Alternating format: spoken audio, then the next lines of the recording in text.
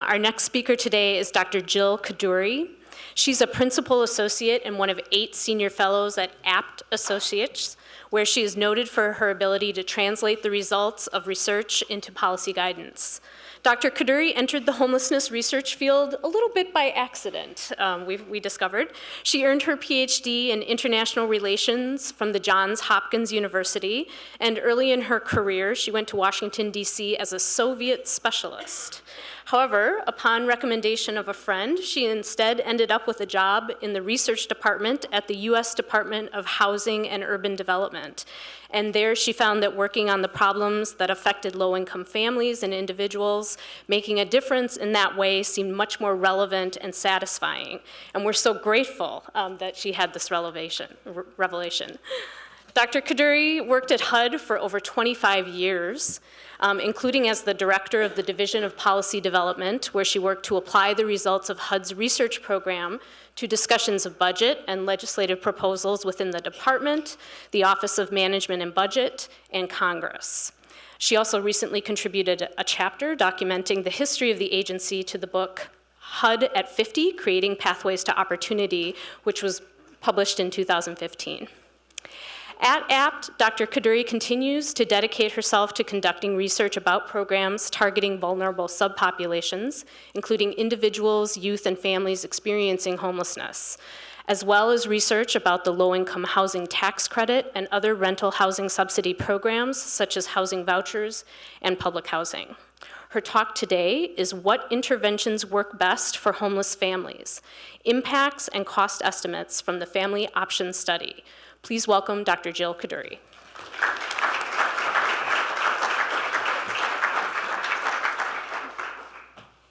Thank you very much, Hillary. The Family Option Study, I'm going to shift gears a little bit, and instead of talking about homelessness data in Wisconsin, talk about the results of a major national study. This was sponsored by HUD's research office. It's been going on since 2008. It took a while to set it up, and then we collected data over a long period of time. Abt Associates, my company, conducted it in partnership with Vanderbilt University. We reported results after we had followed families and their children for 20 months, and again after 3 years. And the report on the 3-year impacts came out this fall. Both reports have gotten lots of attention, both because of the topic and because of the strength of the study design. So in the U.S. as a whole, about 150,000 families experience homelessness this year, over the course of a year. These are similar on the national basis to the longitudinal estimates that Adam gave you for Wisconsin. Many of these families have young children. In our sample, which I'll tell you about in a minute, about half of the families had kids who were under 3 years old. There's been a lot of research alluded to by Hillary showing that childhood environmental stress and traumatic experiences associated with being homeless can have long-term negative consequences for their development. There are lots of types of programs that can assist homeless families. Some of them are part of the homeless assistance system, specifically targeted to people experiencing homelessness, while others are part of the general safety net for low-income families. Now, the goal of the study I'm talking about, the Family Option Study, is to shed some light on which types of interventions work best for homeless families for improving their housing, stability, and other aspects of their well-being. I'm going to give you some high points of the Family Option Study, lessons we learned. There are more detailed reports on HUD's website, huduser.gov, or you can Google Daniel Gubitz, G-U-B-I-T-S, who is the director of analysis and the lead author of the major reports that have come out from the study. Yes. So let me use this slide to tell you about the interventions that we studied. The first one is a long-term rent subsidy. We use the abbreviation SUB. This consists of a permanent or long-term subsidy provided primarily through HUD's Housing Choice Voucher Program. People rent housing in the private market. The rationale for providing people a long-term housing subsidy is that for families, homelessness is largely a housing affordability problem.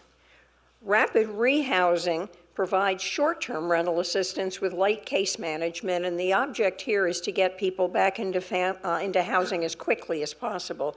The C in the CBRR acronym stands for community, and that represents the fact that how much assistance people get, thank you, varies in different communities. And then project-based transitional housing, which in most places, including, I believe, Wisconsin, currently forms a pretty substantial amount of the programs for homeless families.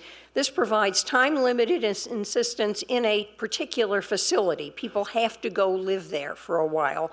And transitional housing is accompanied by extensive social services. The rationale is that people who experience homelessness have a variety of problems that they need to to solve or address before they can succeed in housing. And transitional housing has a maximum length of stay of 24 months. The study compares these three interventions to usual care. And by usual care, what we mean is people staying in shelter and getting themselves out of shelter in whatever way they can without being given access to a particular intervention.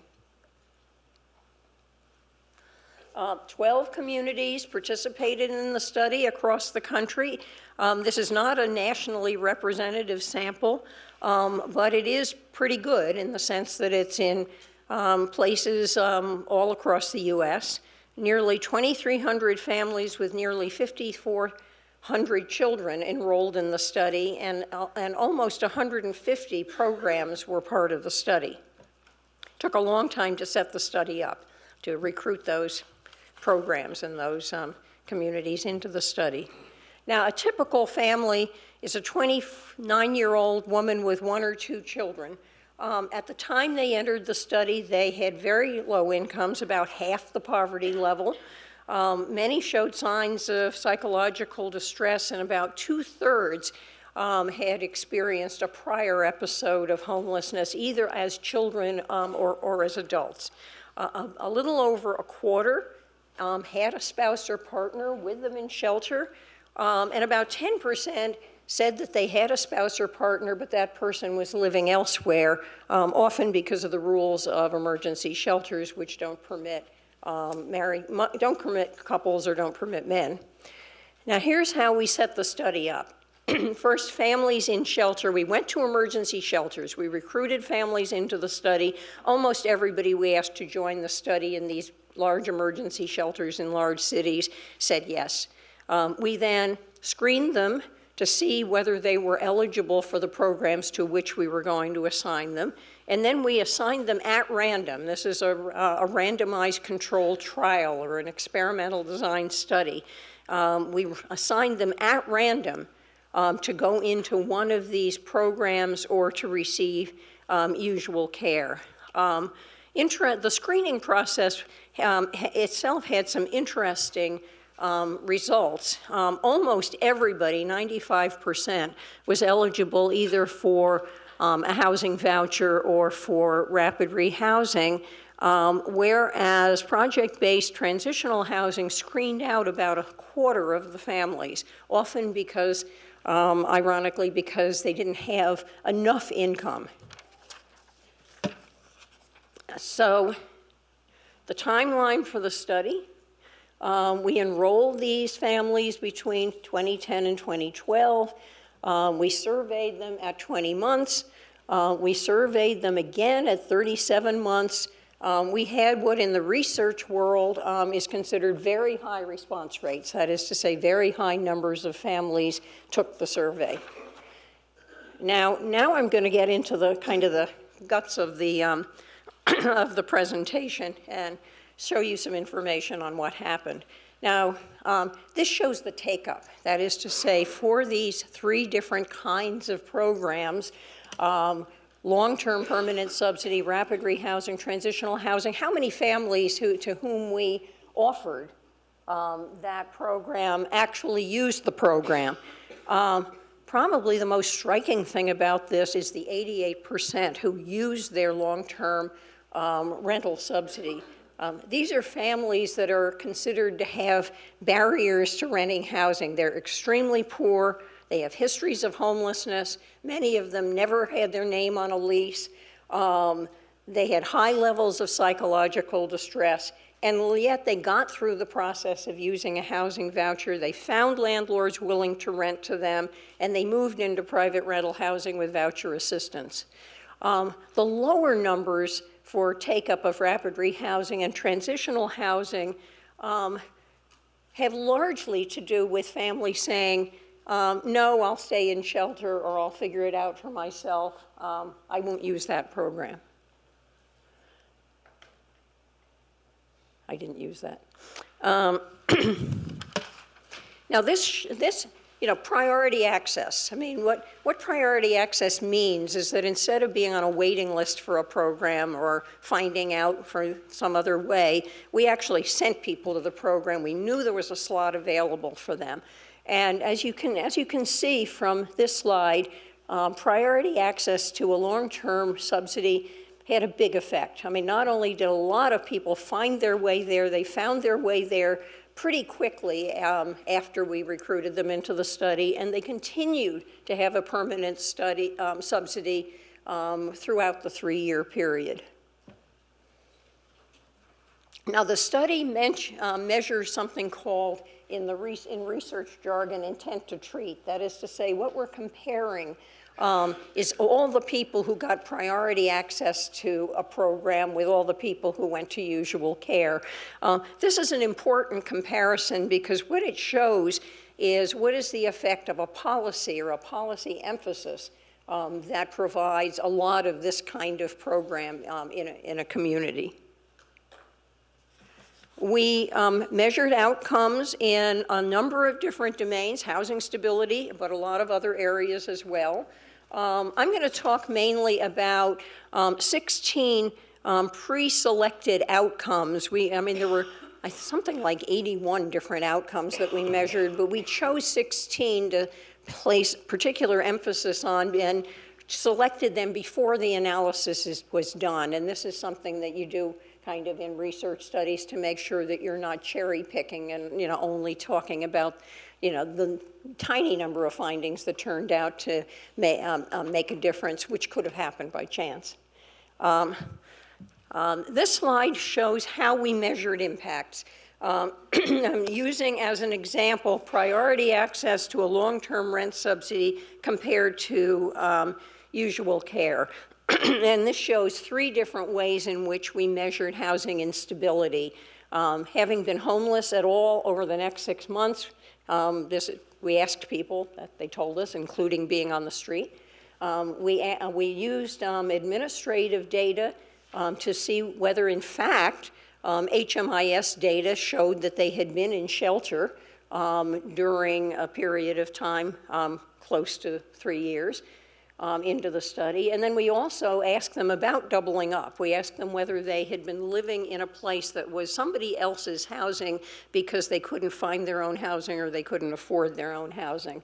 Now, the gray bars are the usual care bars. What they show you is that reasonably large numbers, reasonably large percentages of people in usual care were homeless again in the last 6 months, did have a shelter stay, or even more often were doubled up. The red bars show the proportions in the permanent housing subsidy group for each of the outcomes. Again, these are people usually who used a housing voucher or had access to a housing voucher. So you can see by comparing the size of the bars that priority access to a long-term housing subsidy lowers the proportion of people homeless in the last 6 months, families homeless in the last 6 months, from 18% to 9%, a 9 percentage point difference. The stars here represent a test of statistical significance. If you get 3 stars, that means we really know for sure that this difference is real. Shelter stays, similarly, the comparisons are 19% for usual care or 5% for people who got access to a long-term rent subsidy. And then for doubling up, similarly, priority access reduced by a substantial amount, by more than half the number of families who experienced doubling up in the last 6 months. So what about, I think I skipped a slide. Yep. What about rapid rehousing? Rapid rehousing, basically these comparisons that have to do with unstable housing show that rapid rehousing, giving people case management and a few months of rent, maybe first and last month's rent, maybe security deposits, and maybe a few months of a rent subsidy, didn't really change any of these measures of housing stability compared to usual care. And that was true both at 20 months and at 36 months. No stars, meaning the small differences that you see here were not statistically significant. Now, a very interesting finding here, transitional housing. As I said, transitional housing is a very commonly used program type across the country. Many communities are shifting away from transitional housing, particularly shifting their emphasis from transitional housing to rapid rehousing. This comparison shows that there was a small difference in the number of people who stayed in shelter. We think that was often because they were still within the 24-month period in which they could be in transitional housing. But for these other measures of housing stability, transitional housing didn't really make any difference. So to summarize the housing stability impacts, 39% of usual care families had been in shelter or been homeless or doubled up recently. So usual care families were stabilizing somewhat, but these are homeless families. These are families with a lot of problems. These are families who, left in the shelter system, don't do very well. Priority access to a permanent subsidy caused striking improvements in housing stability, reducing homelessness by half and shelter stays and doubling up by more than half. Priority access to transitional housing did almost nothing, had only these very small effects on people actually being in a shelter rather than in the transitional housing facility. Rapid rehousing had essentially no effects. So now I'm going to other domains other than housing stability. We looked to see whether adult people who responded to the survey, it was usually a woman, had been separated from one of their children who'd been in the shelter with their families. This was true of 17% of usual care families, and 38% had been separated from a partner. At 20 months, long-term permanent subsidies reduced the proportion experiencing a child separation by 2/5. At 37 months, a long-term subsidy actually increased partner separations. Again, we're not talking about a trend over time. We're talking about compared to usual care families. We know that from the surveys that we did at baseline that a lot of these families had experienced intimate partner violence, so we think that long-term housing subsidies permitted some families to escape family violence. Neither rapid rehousing nor transitional housing had any effect on family separations. Turning to adult well-being, these families in usual care, again, they had reasonably high rates of alcohol or drug dependence, family violence, fair or poor health rather than excellent or good health. 1 in 9 usual care, let's see, so priority access to housing subsidies reduced the intimate partner violence by 1/3 and reduced psychological distress at both time points. At 20 months, we found additional reductions in substance dependence. Rapid rehousing and transitional housing had no effect on these measures. And again, two things are really interesting about this. One is there have been other studies of the effects of the impacts of housing assistance over the years. These are much bigger effects that we found on these other measures of adult well-being than have ever been found by other studies. The other really interesting thing about this is the finding about transitional housing. Transitional housing has you in a facility and is working on this kind of problem, and yet we found that transitional housing didn't have any effect compared to usual care. Well-being of children, a big focus of these seminars.